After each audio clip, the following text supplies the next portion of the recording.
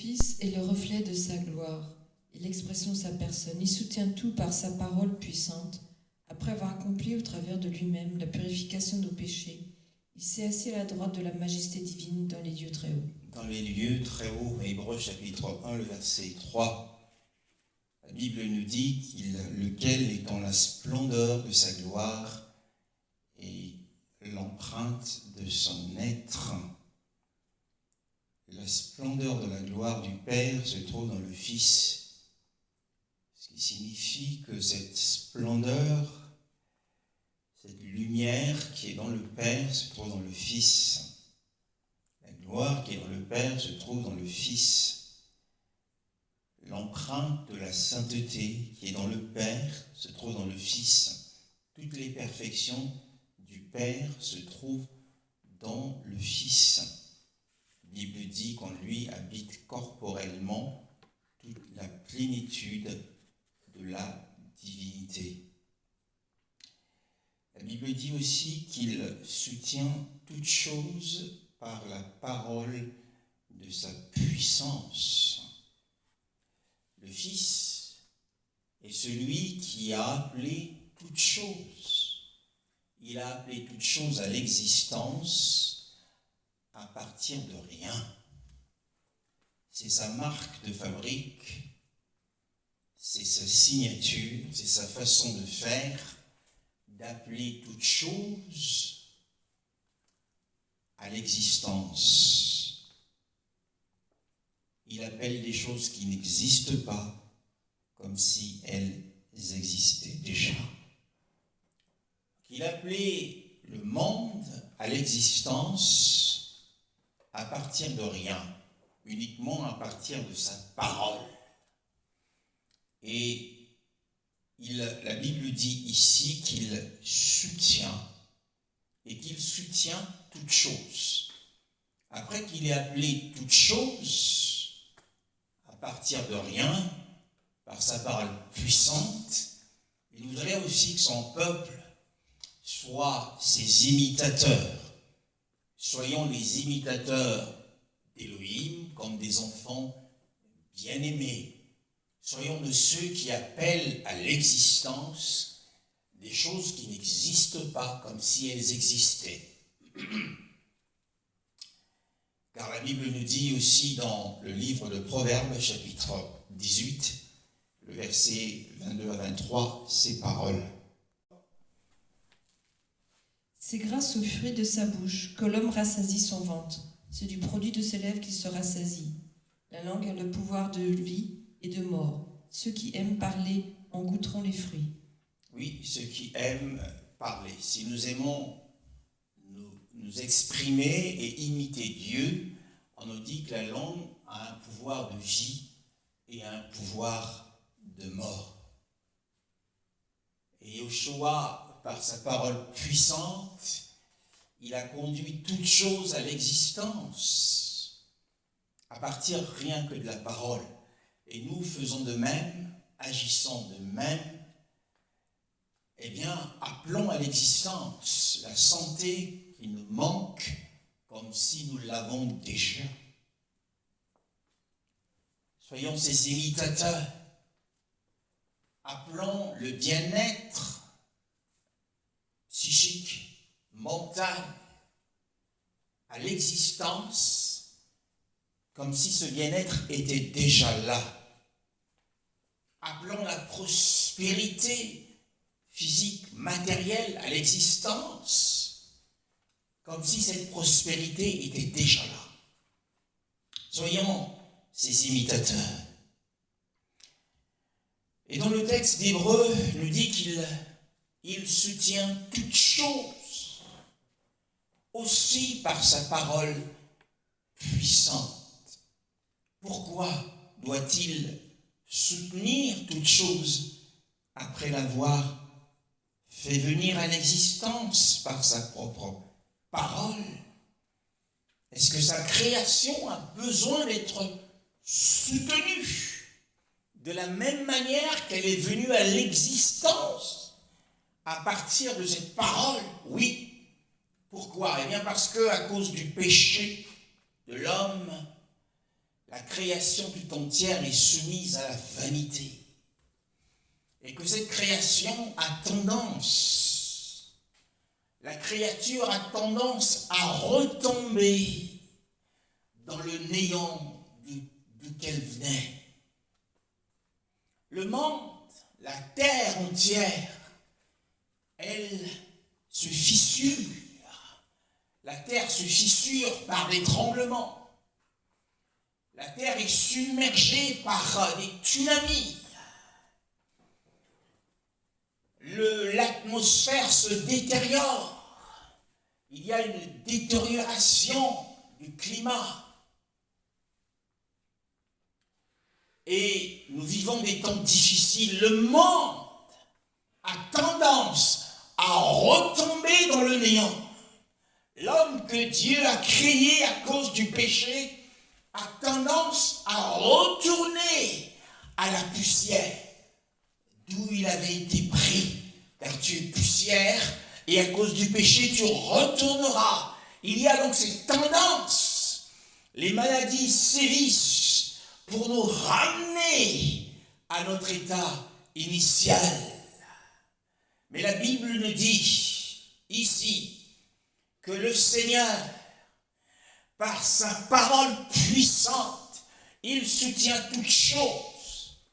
Le fait que la création a tendance à retomber dans le néant montre que la création a besoin de la divine puissance d'Élohim pour la soutenir, pour la maintenir en existence. Et pour que nous soyons maintenus en vie, et en bonne santé, nous avons besoin de cette parole, de la puissance de la divinité. Nous avons besoin de cette parole de Yahushua. Comme l'avait dit ce chef militaire au sujet de son serviteur, dis seulement une parole et mon serviteur sera guéri. Parce qu'il est celui, il est le conservateur, il est celui qui maintient l'homme en vie. Ce serviteur était malade, il était sur le point de mourir, mais une seule parole du Seigneur a suffi pour le maintenir en vie. Louange au Seigneur. Alors, c'est ce que fait notre Seigneur Yahushua. Il fait toutes choses par la parole puissante qui sort de sa bouche. Et la suite du passage biblique nous dit au verset 3, « Ayant fait par lui-même la purification de nos péchés. » Avoir accompli au travers de lui-même la purification de nos péchés. Oui, ayant fait par lui-même. Ce texte nous parle au passé de ce qu'il a accompli. Ayant fait par lui-même la purification de nos péchés, il s'est assis à la droite de la majesté divine dans les hauteurs. Jean chapitre 8, le verset 44. Vous avez pour père le diable, et vous voulez accomplir les désirs de votre père. Il a été meurtrier dès le commencement. Il ne s'est pas tenu dans la vérité, parce qu'il n'y a pas de vérité en lui. Lorsqu'il professe le mensonge, il parle de son propre fond, car il est menteur et le père du mensonge. Vous, de qui parle-t-il? Et à qui s'adresse-t-il? Eh bien, le maître s'adressait aux religieux, aux hommes d'Israël qui étaient circoncis dans la chair, qui étaient en alliance avec Yahweh. Ils étaient religieux, c'était des grands rabbins, c'était des hommes qui apparemment étaient intègres. Mais le Seigneur dit qu'ils sont, vous êtes du diable, vous avez pour père le diable. Pourquoi? Eh bien parce que ces hommes étaient animés des désirs, selon qu'il est écrit ici. Vous voulez accomplir les désirs de votre père, qui sont d'ailleurs des mauvais désirs.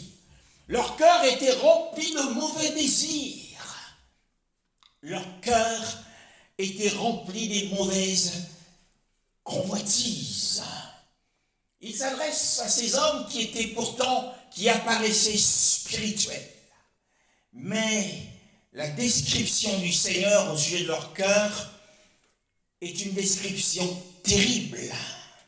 Le Seigneur nous apprend par ce passage que toutes nos œuvres, qui peuvent paraître belles, qui peuvent paraître meilleures aux yeux des hommes, mais lorsqu'elles proviennent d'un cœur, un cœur qui n'est pas pur, ces œuvres sont déclarées inacceptables devant le Seigneur.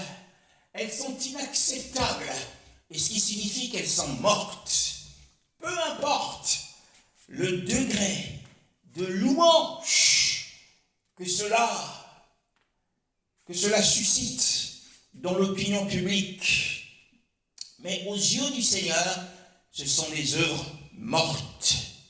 Matthieu chapitre 7, le verset 11. Donc mauvais comme vous l'êtes, vous savez donner de bonnes choses à vos enfants. Votre Père céleste donnera d'autant plus volontiers de bonnes choses à ceux qui lui demandent.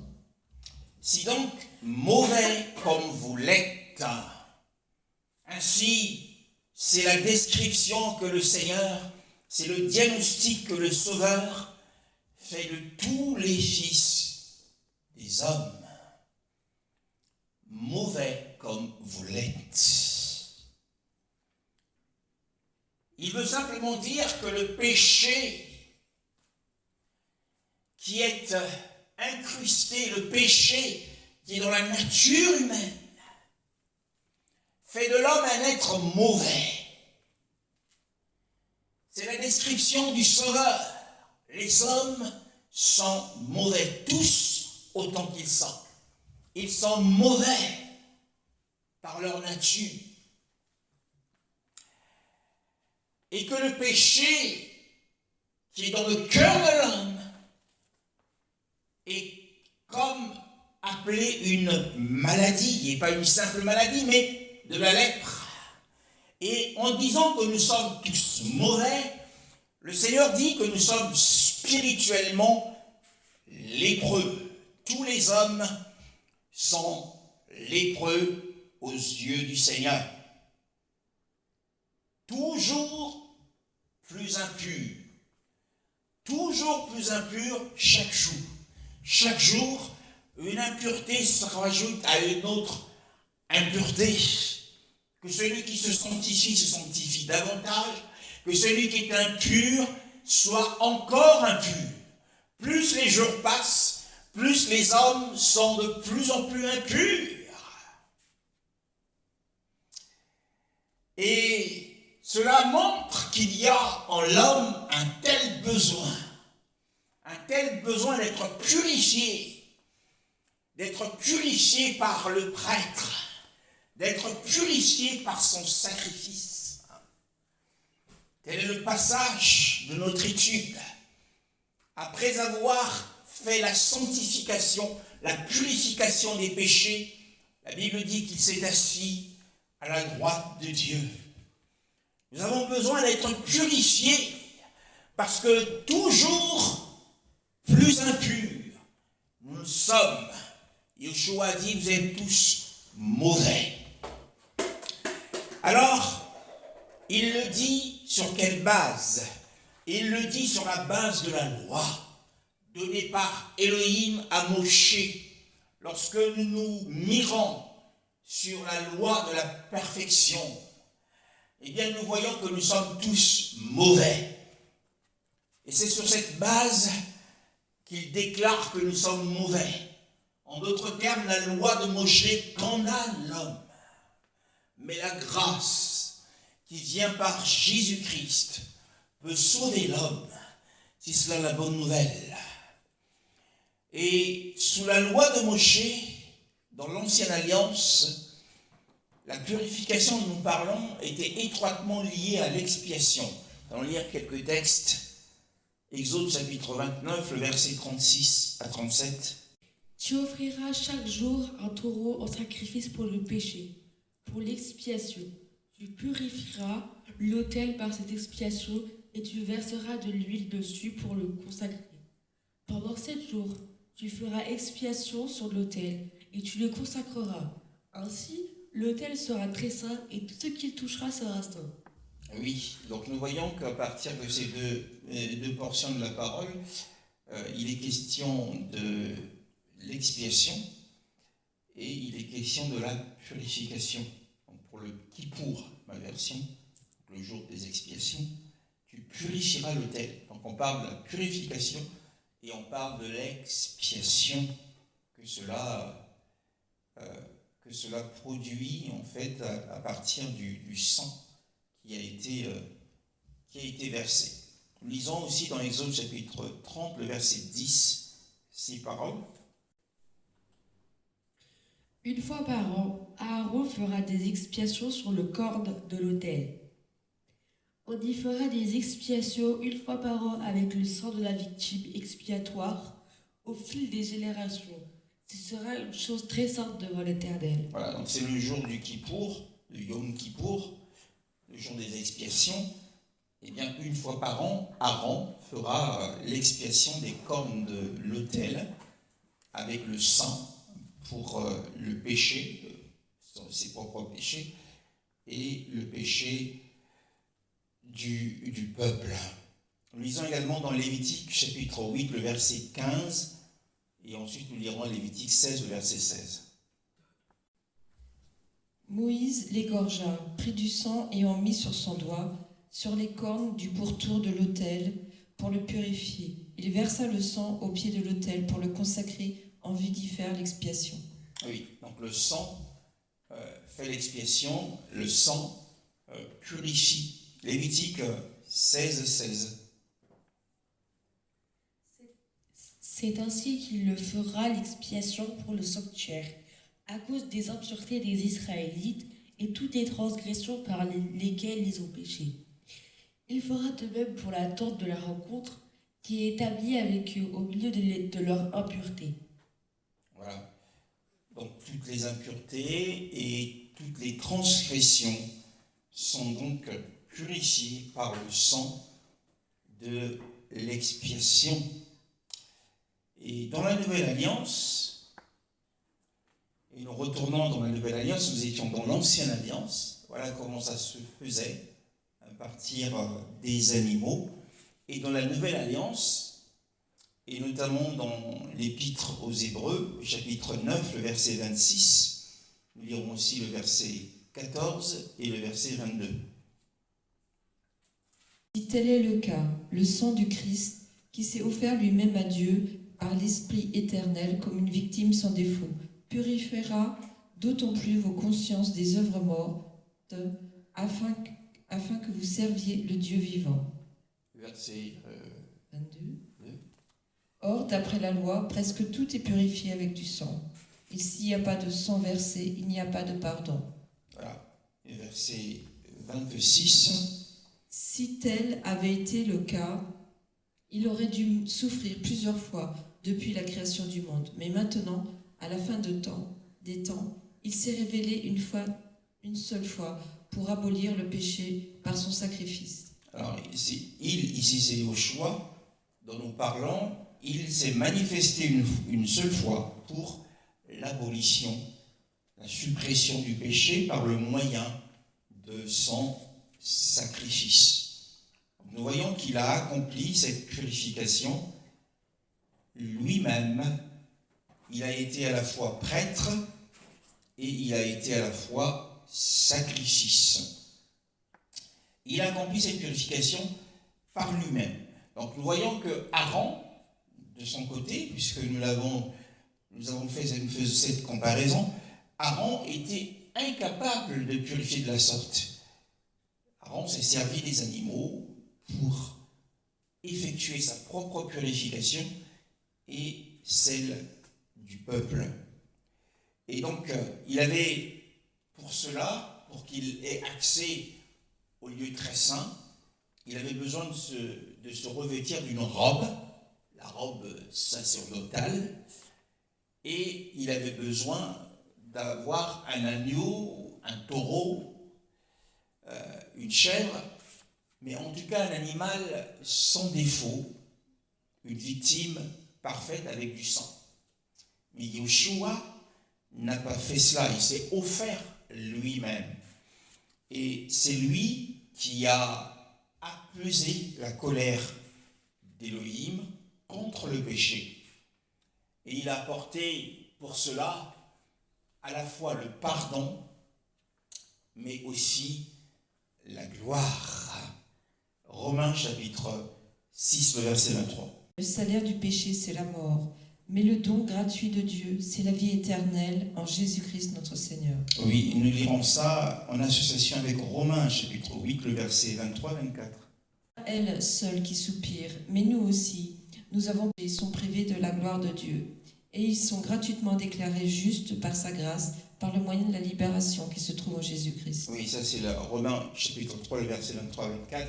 Et là-bas, nous avons lu que le salaire du péché est la mort, le don gratuit d'Élohim, c'est la vie éternelle. Et nous avons proclamé que Yeshua est venu non seulement faire la purification, mais aussi il a apporté non seulement la purification des péchés, mais il a aussi apporté la gloire. La vie éternelle nous parle de l'héritage éternel que nous avons reçu comme promesse. Et c'est cette gloire, la vie éternelle, c'est la gloire dont parlent les Écritures. Et tous ont péché et sont privés de la gloire. Et donc Yeshua est venu par sa purification, par son œuvre, il est venu abolir, il est venu supprimer l'obstacle à la communion avec Dieu, parce que le péché, tous ont péché, ils sont privés de cette gloire. Le péché est un obstacle à notre relation avec le Seigneur, est un obstacle avec notre communication, à la communication avec le ciel. Donc Yeshua est venu supprimer cela. Donc le péché ayant été imputé par le juste juge qui est assis, ce péché a été expié par le sang de Yeshua. Donc le Fils d'Élohim a supprimé pour tous les croyants le péché qui les empêchait d'être en relation avec le ciel. Et la Bible nous dit dans Hébreux chapitre 1, nous retournons à notre texte de base, chapitre 1, le verset 3, qu'il ayant fait par lui-même la purification de nos péchés. C'est un acte unique, c'est pas un acte qui va se reproduire, il l'a fait une fois pour toutes, ayant fait, nous parle du passé en fait, il l'a fait par le passé, il y a plus de 2000 ans de cela, et la Bible dit qu'il s'est assis à la droite de la majesté dans les hauteurs. Et comment voyons-nous cette belle et formidable image? C'est qu'il s'était d'abord levé, il s'est levé pour accomplir une œuvre de purification. La Bible dit qu'ayant fait la purification, donc il s'est levé pour le faire, puisque la Bible nous dit qu'il s'est assis, ce qui suppose qu'auparavant il était debout, en train d'accomplir une œuvre de purification, et il s'est assis. Pourquoi s'est-il assis? Quel est le symbole de cette séance, de cette session? La session, le fait d'être assis, symbolise le repos. Pourquoi est-il dans le repos? Parce que son œuvre est achevée. L'œuvre est terminée. Et sur la croix, il a dit, tout est accompli. Tout est achevé. Il a achevé l'œuvre, alors c'est pourquoi il peut s'asseoir maintenant dans le repos. Parce qu'avant cela, il était debout. Que s'est-il passé? Lorsque nous lisons dans Ésaïe chapitre 53, pourtant, ce sont nos souffrances qu'il a portées, c'est de nos douleurs qu'il s'est chargé, et nous l'avons considéré comme puni, frappé par Dieu et humilié. Vas-y jusqu'au prochain. Mais lui, il était blessé à cause de nos transgressions, brisé à cause de nos fautes. La punition qui nous donne la paix est tombée sur lui.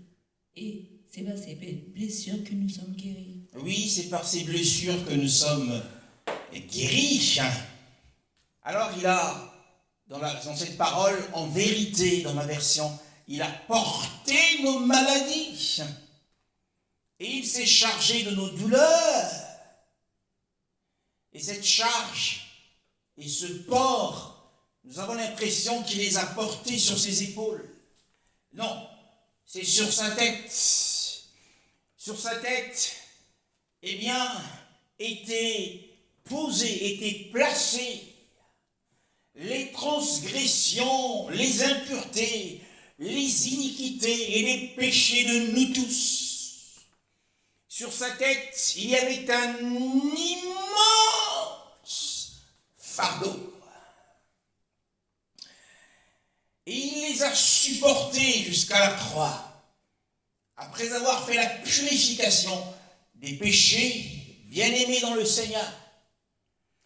Et comment savons-nous qu'il, nous retournons dans Hébreux chapitre 1, le verset 3, comment savons-nous qu'il est aujourd'hui dans le ciel?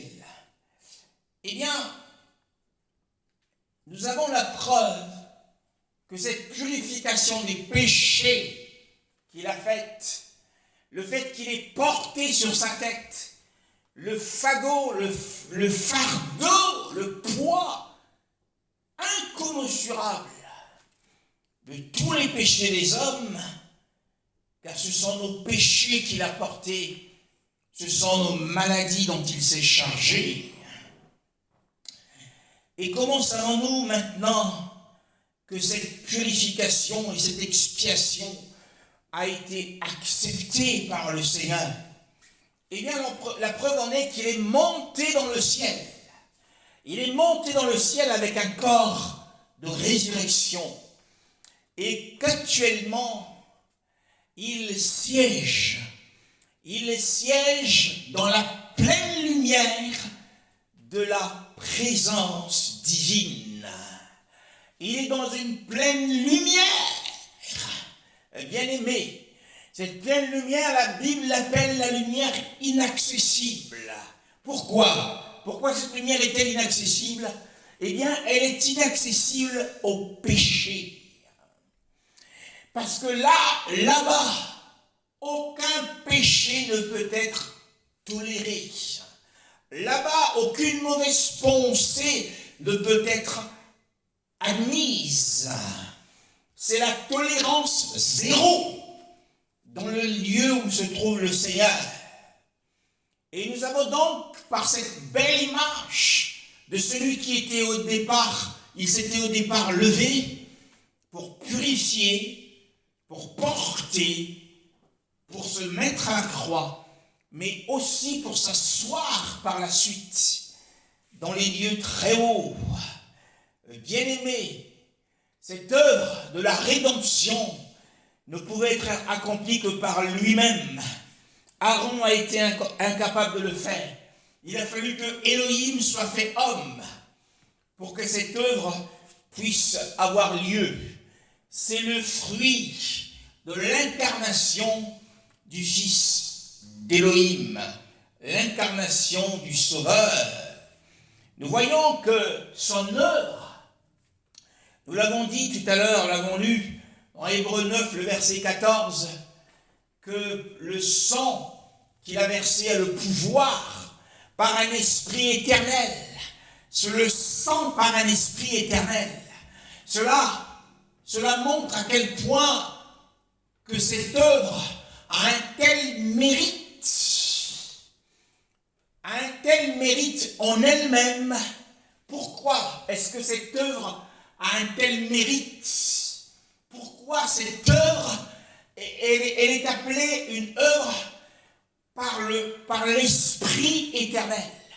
Pourquoi cette œuvre a le pouvoir de purifier les consciences des œuvres mortes? Pourquoi cette œuvre a le pouvoir de purifier l'impureté du cœur et les mauvais désirs?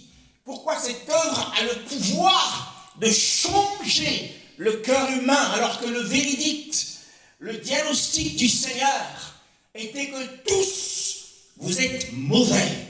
Mais l'œuvre de la croix, pourquoi a-t-elle un tel pouvoir? Eh bien, c'est parce d'abord, elle a été faite, son pouvoir et son mérite, vient de la personne même du Seigneur. Vient de la personne même du Seigneur, vient de la gloire de sa personne. C'est ce qui a donné à son œuvre un tel mérite. Beaucoup peuvent se sacrifier, mais leur sang n'aura pas le mérite du sang de Yeshua, à cause de la sainteté de Yeshua. Bien-aimé, cette œuvre a un tel mérite parce qu'elle a tellement glorifié Elohim et son gouvernement. Tel doit être le but de notre vie. Puisse le Seigneur nous fasse grâce, nous faire grâce, en sorte que nous puissions chaque jour, à chaque instant, avoir à l'esprit de glorifier Elohim et son gouvernement dans tout ce que nous disons et dans tout ce que nous faisons. Alors son œuvre a eu un tel mérite, mes frères, a eu un tel mérite et a tellement glorifié le Père et son gouvernement que par l'invitation du Père, il a pris place. C'est le Père qui l'a invité. Il a pris place à s'asseoir. La Bible dit qu'il s'est assis à la droite. C'est le Père qui l'a invité à s'asseoir à sa droite. Magnifique est le Seigneur. Alors, être à la droite de la majesté divine, qu'est-ce que c'est? Eh bien, c'est une place qui se trouve dans les cieux des cieux. C'est à l'endroit où le Père révèle sa gloire aux saints anges. C'est dans ces lieux-là où se trouve le bienheureux Sauveur dans son corps humain. C'est là que nous pouvons nécessairement le trouver. Dans cette portion de cet espace, parce que la Bible nous parle à la droite de la majesté divine, c'est la portion de l'espace dans le lieu très haut, dans les hauteurs, là-bas. Là où la gloire, comme nous l'avons dit, la gloire est révélée aux anges. Là-bas, Yeshua est assis avec un corps humain. Il est assis en gloire et il est assis en honneur. Et être à la droite de la majesté signifie être le second de la majesté divine. Le verset 13 nous le dit. Enfin, auquel des anges a-t-il déjà dit: assieds-toi à ma droite jusqu'à ce que j'ai fait de tes ennemis ton marchepied? Oui, donc nous voyons que celui qui est assis à la droite, c'est le Seigneur. Il ne l'a pas dit aux anges. Le verset 13 reproduit ce qui a été dit au verset 3. Donc il est dans la gloire et dans l'honneur, en tant que second du trône. Souvenez-vous de Joseph, il est le véritable Joseph. Joseph étant sorti de prison manu militari, parce qu'il était convoqué dans le royaume, il était convoqué dans le palais, après qu'il ait, par les dons qui étaient en lui, il a donné des révélations à Pharaon. Il fut élevé pour être le second de Pharaon. Et donc le véritable Joseph, Yeshua, est le second de la majesté divine. Alors, cette séance, à la droite de la majesté, qui dit majesté divine parle du Père. L'expression majesté divine signifie tout simplement le Père. Il est appelé la majesté divine. Alors cette séance, cette session à la droite fait explicitement référence, nous y retournons encore, au jour des expiations selon la loi de Moshe, comme nous l'avons lu tout à l'heure. Nous allons le lire dans Lévitique chapitre 16, chapitre que nous avons lu aussi, mais cette fois-ci au verset 2. L'Éternel dit à Moïse: dis à ton frère Aaron de ne pas entrer à n'importe quel moment dans la partie du sanctuaire, située derrière le voile devant le propitiatoire. Tu recouvres l'arche, sinon il mourrait. En effet, j'apparaîtrai dans la nuée sur le propitiatoire. Versets 12 et 13. Il prendra un brûle-parfum plein de charbon ardent pris sur l'autel devant l'Éternel et 2 poignées de parfum odorifiant en poudre, et il portera ces éléments derrière le voile. Il mettra le parfum sur le feu devant l'Éternel, afin que la nuée du parfum couvre le propitiatoire qui est sur le témoignage, et il ne mourra pas. Oui, le Seigneur, par l'intermédiaire de Moshe, il met en garde Aaron de ne pas s'aventurer à rentrer dans le lieu très saint derrière le voile à tout moment. Non. Il voulait simplement lui transmettre ce message qu'il ne pouvait entrer dans le lieu très saint qu'à un jour précis, un jour fixé par le Seigneur lui-même. Et le verset 12 et le verset 13 nous décrivent comment Aaron devait procéder. Il devait prendre un encensoir plein de charbon ardent de dessus l'autel du lieu saint face à Yahweh et 2 poignées d'encens aromatique en poudre et il les apportera au-delà du voile. Donc il y avait du feu et il y mettait de l'encens. Donc il devait, en entrant dans le lieu très saint, il devait s'envelopper, Aaron devait s'envelopper d'un nuage d'encens. Ça, c'était la procédure. Et le verset 13, il mettra l'encens sur le feu face à Yahweh, donc, et afin que la nuée de l'encens couvre le propitiatoire qui est sur le témoignage, ainsi il ne mourra pas. Comme nous l'avons dit, il devait s'envelopper. Et aussi, dans d'autres passages, il devait présenter un taureau en sacrifice pour le péché et fera la propitiation pour lui, c'est le verset 11, et pour sa maison, la maison d'Israël. Donc il devait apporter du sang pour l'expiation afin de couvrir, il avait besoin de couvrir sa propre culpabilité. Car Aaron était grand prêtre, mais il était un grand prêtre pécheur. Donc il avait besoin, pour ses propres péchés et pour les péchés du peuple, il avait besoin d'apporter du sang. Et il avait besoin de se couvrir et de s'envelopper, comme nous l'avons dit, d'une nuée d'encens pour ne pas mourir. Il ne devait pas y entrer chaque jour, mais à un jour fixé par le Seigneur. Donc nous voyons cette nuance avec le souverain prêtre qui est Yoshua, qui lui est entré dans le lieu très saint. Lui aussi, il était enveloppé d'une nuée, mais cette nuée ou cet encens, c'est l'encens des mérites de sa propre obéissance. La robe qu'il s'était tissée tout au long de sa vie, eh bien, c'était la robe de sa propre obéissance parfaite, bien-aimée. Et il a apporté son propre sang dans les lieux très hauts. Et ce sang et son obéissance ont, comme nous l'avons dit, ont si bien glorifié Elohim et si complètement achevé l'œuvre qu'il a été invité à s'asseoir à la droite, dans le lieu très saint, alors que Aaron devait y entrer une fois par an. Aaron devait y entrer une fois par an, et la durée de sa présence dans le lieu très saint devait être très brève, peut-être moins de 20 minutes, de peur qu'il ne meure. Mais Yahushua a si bien glorifié le Père par son œuvre parfaite, par son obéissance parfaite. La Bible dit que lui n'a pas eu une entrée brève dans le lieu très saint, mais il a été invité à s'asseoir. Et nous remarquons aussi une chose importante, c'est que lorsque Aaron entrait dans le tabernacle était disposé par le parvis extérieur, par le lieu saint et le lieu très saint. Lorsqu'il y entrait dans le lieu saint, comme dans le lieu très saint, eh bien, il ne s'asseyait pas. Il n'était pas assis, il était debout.